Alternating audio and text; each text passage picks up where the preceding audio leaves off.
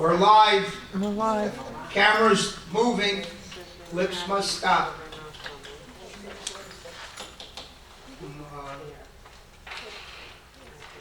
As soon as Joanne sits down, we'll take roll call. The executive board meeting of January 26, 2024 will now come to order. Joanne, will you take roll call, please? All right. Let's see. Peter Amato. Present.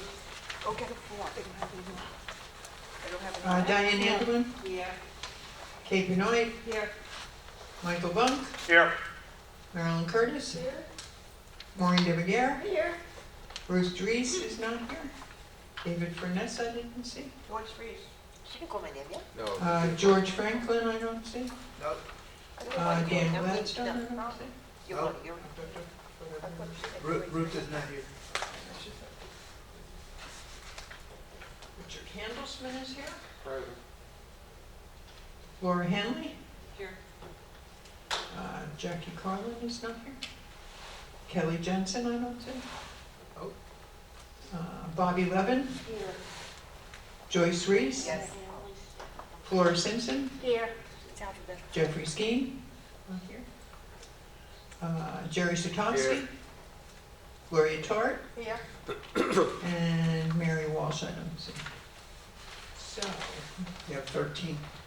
well, let me just check off the officers. Yep.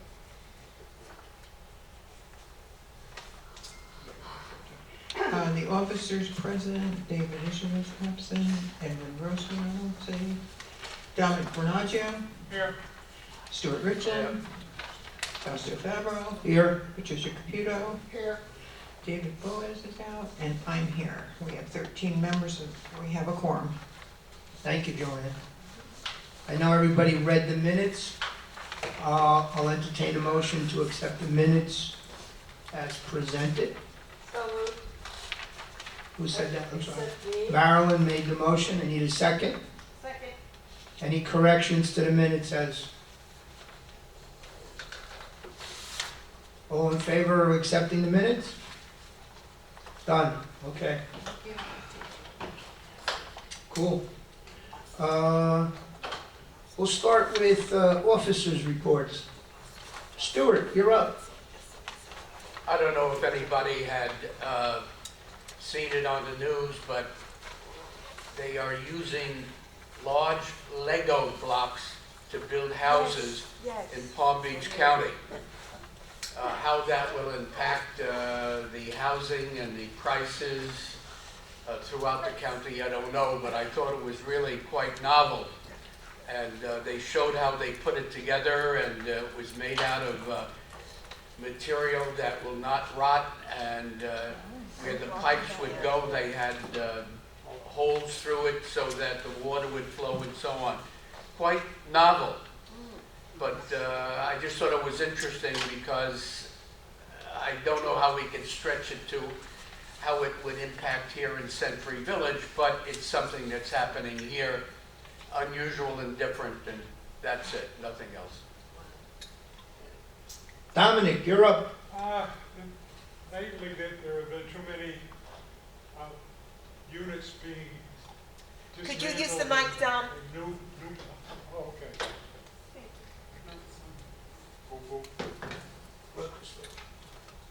Got it. Okay. There have been too many buildings being remodeled without permission or a checking from the county. And it's leading to, as we spoke yesterday, roadways being damaged by carrying heavy loads of debris and furniture coming back in and building material. So it's hard working on the roadbed in its present condition. That's about it. Thank you. Patricia, you're up. Good morning. I first want to say that I'm happy to see that people are stepping up to the plate for the election. That's good. It's showing an interest.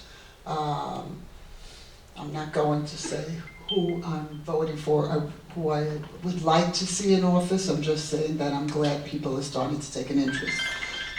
Make sure that when you do elect a person has knowledge of how the village is run, how some of the contracts are, etc.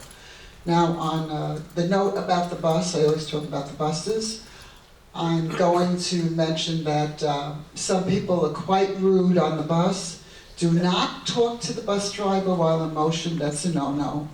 Do not go up to him and start arguing about something. Wait until the bus is stopped if he didn't lower to let you kneel or something like that. Let's be courteous to each other. The bus drivers are getting paid to do their job. Let them do their job. We've improved tremendously on the buses. I'm sure a lot of you who ride the buses have seen that, and will continue to improve. But by the same token, we have a job to obey the rules in here. I wish you all a blessed day, and that's it. Thank you, Patricia. Joanne, you're next. Morning, good to see everybody. What I'm happy about is that we're getting a lot of traffic on the new website that replaced the old blog that's dead. It's very easy to post things on there. Actually, the UCO Reporter has been posted as of yesterday, so you can get your advance copy online.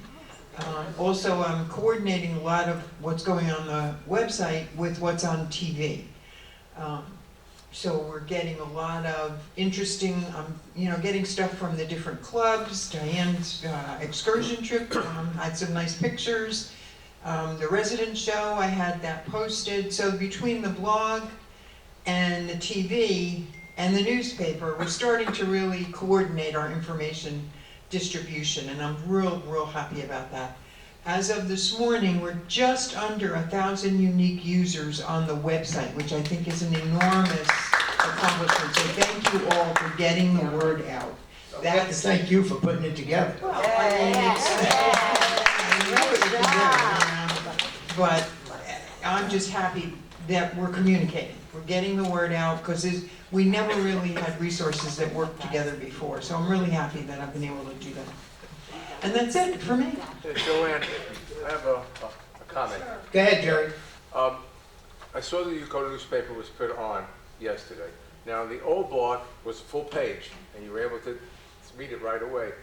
This one, you have to download it. Yeah. I don't know how many people know that they're supposed to do that. Yeah, you have to, if you're looking at it on a tablet or a cell phone, you just click and it'll bring it up. It's a PDF file. It's not that old, you have to subscribe and all that.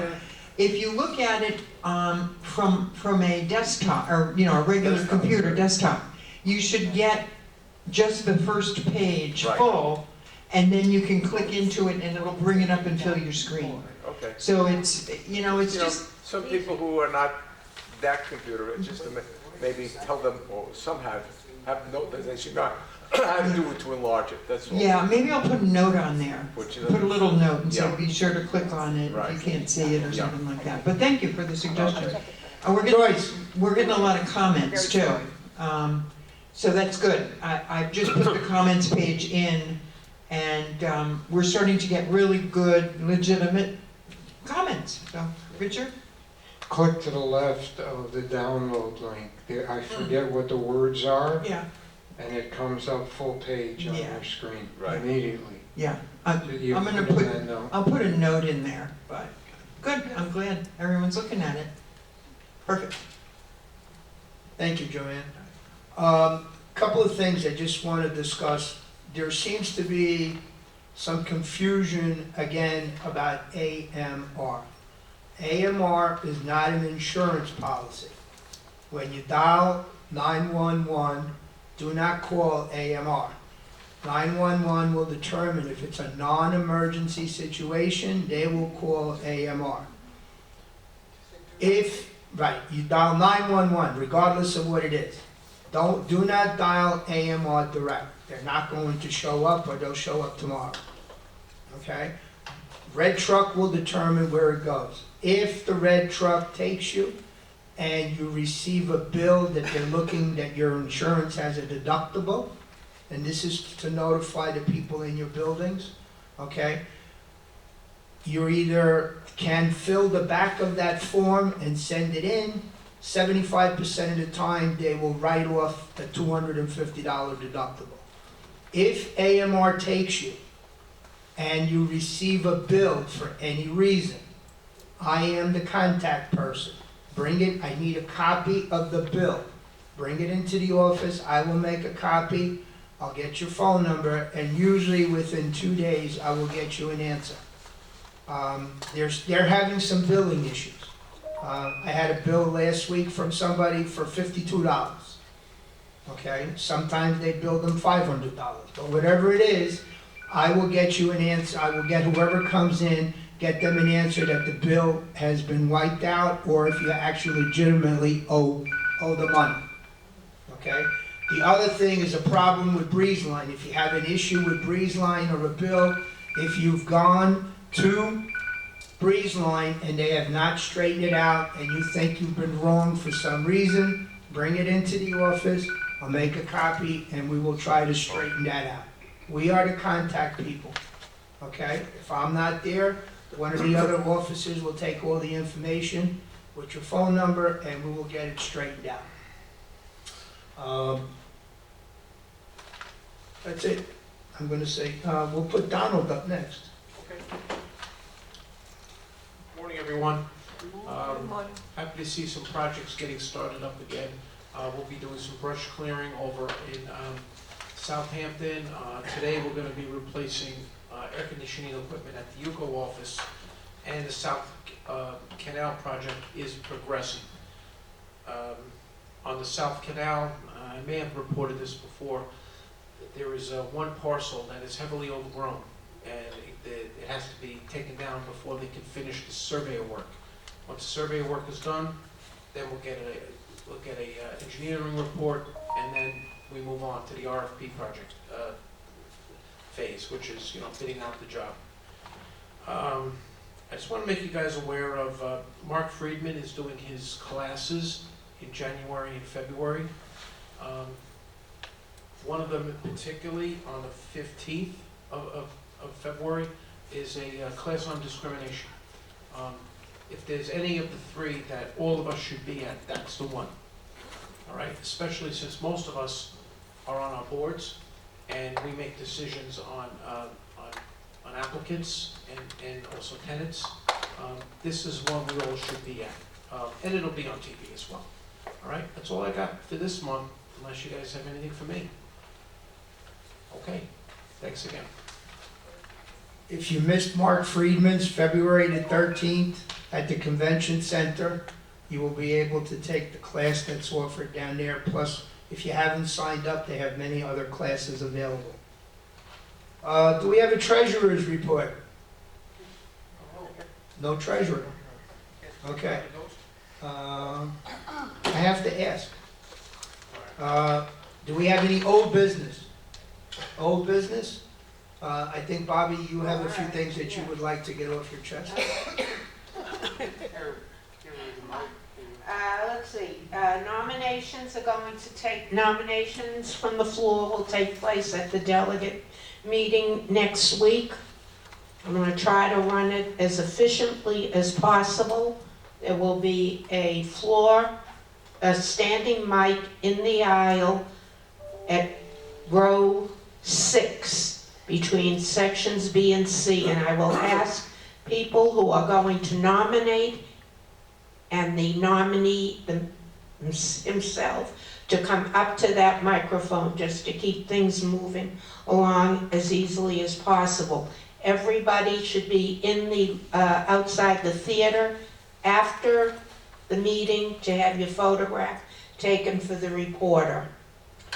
The candidates forum will take place in this room Thursday, February 8th at 1:30. Commissioner Greg Weiss will be the moderator, and we will have a routine and a stopwatch to keep everything moving along as reasonably as possible. The installation of the officers who are elected will take place on Sunday, March 10th at 2 o'clock. Judge Jamie Goodman of the 15th Circuit Court will officiate, and we'll have light refreshments. Everybody will get a letter after the election urging everyone that's elected to come to be officially installed. And the last thing is the volunteer party is February 11th. There'll be one more reminder on Donald's message to the masses this Sunday. There are a couple of people here who have not responded. We have about 80 reservations so far. That's it for me. Okay, thank you. Do we have any new business? I have a question. Yes, ma'am. I just want to ask Bobby a question. Sure. You said February 8th, a candidate, there's gonna be a forum for the candidate to come and, 1:30 in this room. 1:30? Yes, 1:30. 1:30 to 3. And that's for Everyone is invited. It's on the 595, 590, and it's in the reporter. Everybody's invited to attend. All candidates who are what's the word I want? Running for office. With an opposing person will be invited to speak and respond. And then there'll be questions from the floor. Joanne, will we be recording that and put it up on the TV? To the officers, if the officers want it recorded, we'll record Well, I'm asking now, so we could, it. Sure. should we have it recorded and put on TV? Yeah. To be as transparent as possible? We'll notice and. Okay, Joanne, we got our answer. Easiest thing to do. Okay. Any other new business? Yeah, Yes, Richard? just a question for Dominic. Am I correct in saying that any construction, the county will not issue a permit unless they get permission from the association? No, No? Richard, I said, that's the normal procedure, and people are not following the procedure. They just start without even asking? Exactly. Okay. Richard, we had at one point heard that the county was instituting a new policy, that they would not be issuing building permits to condo owners unless they had permission letter from the association or their manager. We have not seen that come to pass. Permits are being issued without the board's knowledge. The easiest way for all of us as association officers or directors to check on this is to go to the Palm Beach County PZB permit tracking app. I do it on a regular basis for my own building, and if there's a permit, it'll be there, you'll see it. All right? Richard, on channel 592, Monday through Friday, watch the Palm Beach County Planning and Zoning presentation. It covers all of this. It's a lot to go through, it's like an hour and a half, but if you have a couple hours to kill, it's a good presentation. Do we have any other new business? Do we have any good of the order? Yes, Marilyn? So, I remember that we discussed briefly last time. Really? I remember that we discussed briefly last time that we were going to try to offer the engineering reports on buildings for kind of a flat rate. Did I get that wrong? Was I hearing? Not from this committee. Not from this committee. Is anybody interested in something like that? I would like to propose that perhaps we could come up with something like that. And, not just the 4-story, but all of us find out the condition of our buildings. Marilyn, take this from someone who lives in a two-story garden apartment, just as you did. My board, last year, decided to hire an engineer. We did a full engineering study, and then we RFP'd out a concrete restoration project. Then we hired the engineer to oversee the project. If UCO was to get involved in this, what did I do wrong using my unit owner's money to get it done? This is my personal feeling. I think each association has their own management company that can be very helpful with them in hiring an engineer and getting this important job done. Okay, what I hear from people is that sometimes the cost of those can be prohibitive, or at least it stops them from doing it. Yeah. And that's I true. so. They should just assess their memberships and get this important work done. Okay. Excuse me, Donald. Excuse me. Didn't the legislature pass that by the end of this year, we did have to have phase 1 and 2? Phase 1 is to get an engineer in the 3-4 stories to go around and see what's wrong in the building and to determine what you need to do. So basically it's in effect for the 3 and 4 stories. Eventually it will reach the second floor, but it is a lot of money, but it's our responsibility. Yeah. We are the board, well, I'm no longer on the board, but the board are the people who should be going around inspecting their buildings and make sure that they're up to par. I think what Marilyn is suggesting Yeah. is that you go get into the business of negotiating a rate for all of the associations that want to get this done. I would submit that that's not in the purview of UCO. It isn't. We can't start something that, Donald, false hope. I'm just curious, Donald, when a building hires an engineer, Yeah.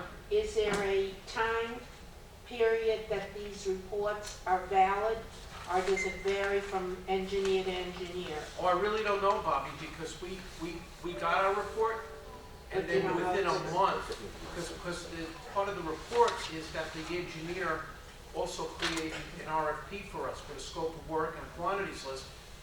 We immediately bid that out to 3 vendors, and within a month of them, we had picked the vendor. So I really don't know. Okay, But it's a good question to ask the engineer. whether- yeah, how long it's valid for? Yes, Just someone to make a comment, that you get what you pay for with an engineer. And I'll give you my personal experience. I got one engineer, gave me a 1-page report, said the building was fine. This is fine. But I decided I wanted a more complete report. And I got a 20-page report from another engineer. Obviously, I paid a lot more for it, but at least I got a comprehensive report on what shape my building was in, what it had to be done, what doesn't have to be done. And it's just something you really have to take into account when you do this. And you're correct, you have to have this engineering report done by the end of this year.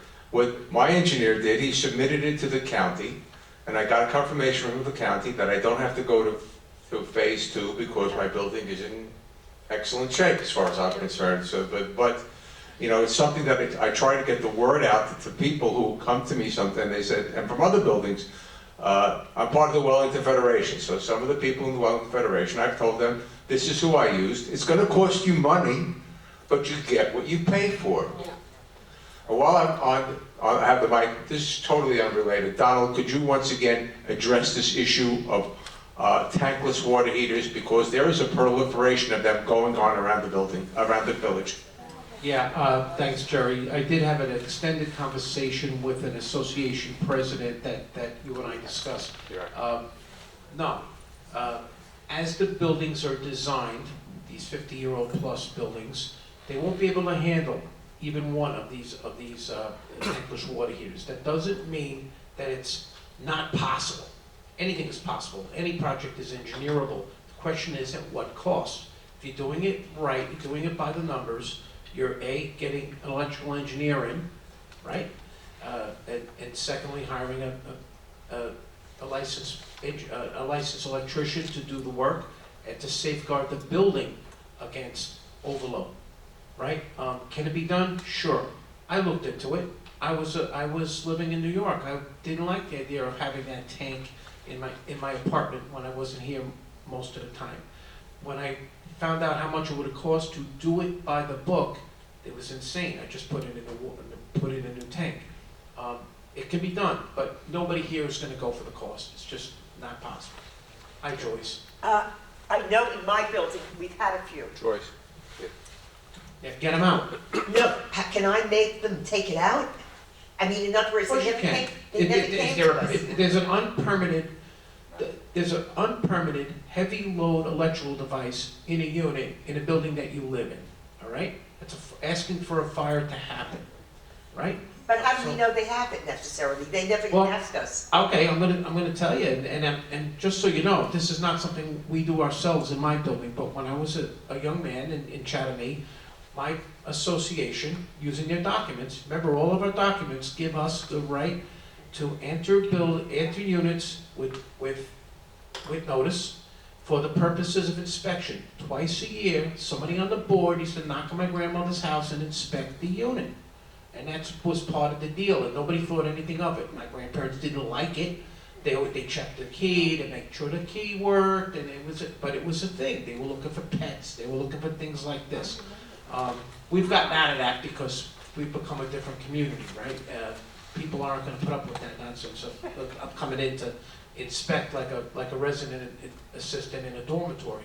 But that's the way it used to be here, and that language is still in your documents. So if that's a program that you and your board want to do, go talk to your lawyer, figure out how to do it. It can be done, right? Up until only a couple of years ago, somebody on my board would follow the bug man around once a month and go into each unit to let the bug man in. Well, that was an opportunity to go in and take a quick look around the apartment. And, you know, we got rid of it because nobody wanted to follow the bug man around anymore. But, you know, little by little, we've kind of created this situation where people don't have any oversight and they can do whatever they want inside their little boxes, right? So, anyway, it's enough for me on that. But they're there. If you know about it, you pretty much have to go after it. It has to go. When these units were built, they were built with 100 amp service. Okay, so that's 100 amps of electricity coming into your building. A tankless hot water heater, depending on the size, takes between a 30 or 40 amp circuit. Figuring that the 100 is the pi, imagine more than 1/4 of it going for one single thing. So your microwave, your stove, your air conditioning, all of that draws, leaves you nothing else. And it could cause to a fire, of course. Two, most of the buildings, other than one that I know was changed, have aluminum wiring. And you should, at least every 3 or 4 years, have an electrician come in, remove the front of the panel, and check the screws on your circuit breakers. And you would be surprised how many circuit breakers those screws are loose. Most of you are not metalists, but you know that aluminum expands and contracts. And when something expands and contracts, what does it do? It loosens things up. Look, you already have an electric stove in your unit. When you put in a tankless water heater, you're just adding another electric stove. Yeah. Right? And most electric stoves, I think, use a 25 or 30 amp circuit.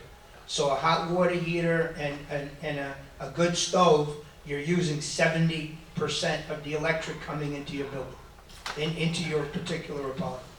So, all right, anything for the good of the order? Anything else? Yes, ma'am. I got a question for Here, Flora. Cam. Hey, Flora, get a mic. Want this one? Yeah, you can get it. There you go.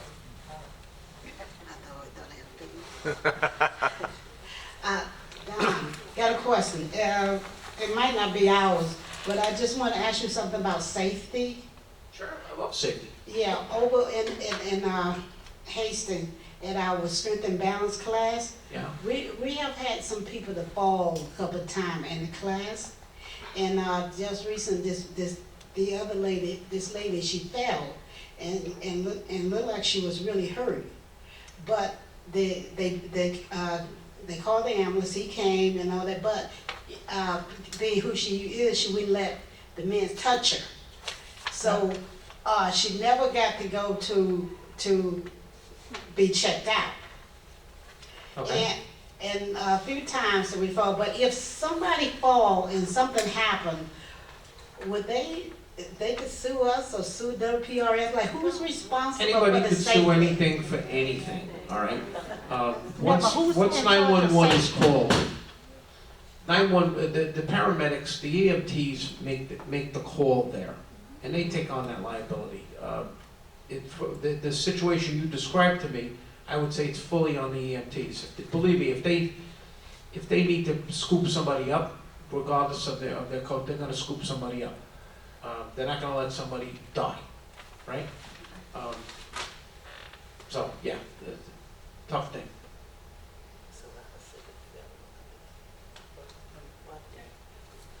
In the situation of the Hastings Clubhouse, that's a WPRF, that's there, whoever's there, they're supposed to sign a hold harmless, that if they get hurt, okay, but it's up to them to make sure that the report is filled out, they know the person's name that got hurt.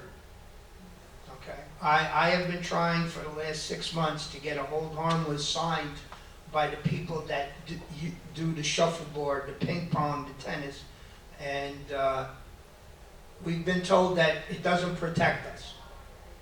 But my contention is I've seen people get out of the car with a cane and then walk up and play tennis. Now, if that person falls down and needs a cane to walk, shouldn't be on a tennis court or a shuffleboard court. And we had, in fact, Tuesday, we had the attorney for WPRF who said that there would be no value in that, having people sign that specific piece of paper. I went on the record that I disagree with that, because we should all know our limitations. And if you're in a dance class or an exercise class and you don't feel good or you have an issue, you shouldn't be there. And if you're a good neighbor and you see somebody limping along, tell them, I think you should sit down. You know, sit this one out. You may not agree with me, but I think it's up to us individually to govern ourselves. Help your neighbor. If you see that your neighbor's not feeling good, how many times you see somebody flushed, white-headed, couldn't stand up, reach your hand out, you okay, can I help you? And if you're in a place that has equipment or things that somebody could get hurt, reach out. Or if you don't want to do it, I know that they have people, John is the guy's name, right? Yes. And, yeah, contact John at the gym and say, listen, that person doesn't look good. Let him go and say something. Oh, John is really good, he's right Okay. on it. It's common sense. A lot of us, I've been saying that lately, common sense, once they get into Century Village, they leave common sense at the gate. And the people that work in the UCO office can attest to that. Okay, anything else for the good of the order? I make a motion to adjourn. Okay. Thank you, everybody. Don't say anything that you don't want recorded, because the recording is still going on. I'm sorry.